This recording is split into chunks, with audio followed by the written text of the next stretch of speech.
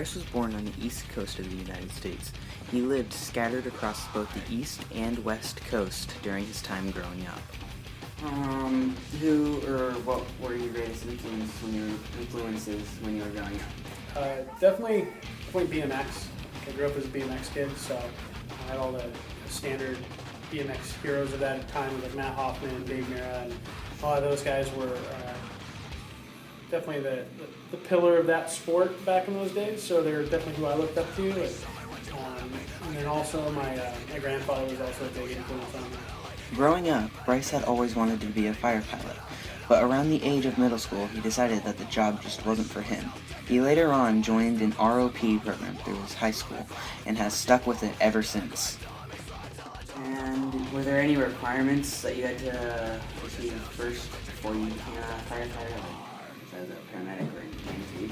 Yeah, actually at the time they only required EMT, so I started out with that, and then the day I turned 18, I went down and took my EMT test. So I was able to qualify for that, and got my EMT initially.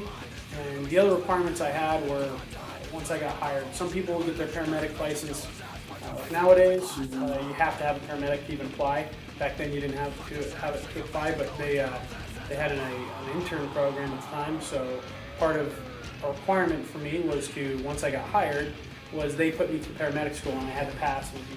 The start of Bryce's training was very time intensive, between working a full-time job plus an extra 60 hours a week in paramedic school. After paramedic school, Bryce was put into a fire academy where they worked both physical and mental conditioning.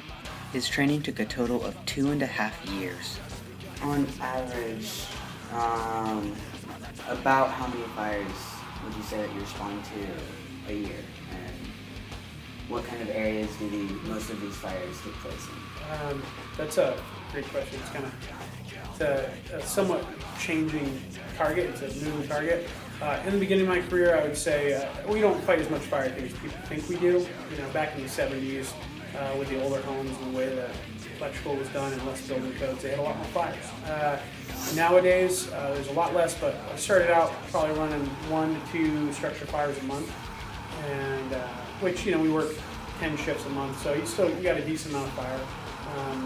And not that you're not busy other than that, because 90% of what we do is running medical aid calls. But so we run 1 to 2 fires a month. Nowadays, with building codes what they are, it's down quite a bit. You know, we might get 5 or 6 fires a year at this point.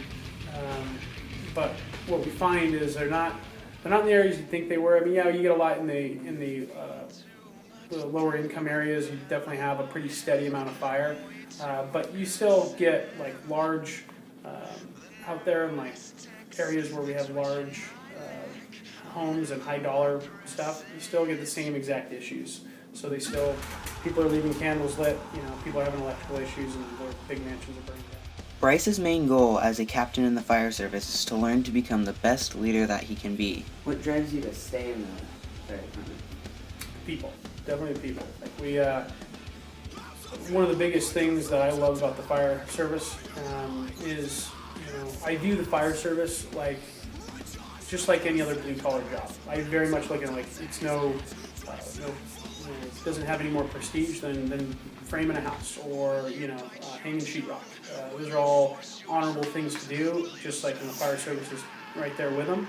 But the thing that makes it different, why I really love it, is because I spend a third of my life at a firehouse, at a minimum. Usually it's more than that. So that means a third of my birthdays, holidays, anniversaries that would normally be spent at home with your family. All those things are spent with the group of people that you work with, and we have these large dinner tables where we all get to convene, and it's like usually a big riot at dinner, and I love that environment. Bryce has had few injuries in his time working, and the ones that he has had consisted of minor sprains and burns. Bryce has also put in a total of 14 years of service at Sac Metro Fire Department so far, and continues to work.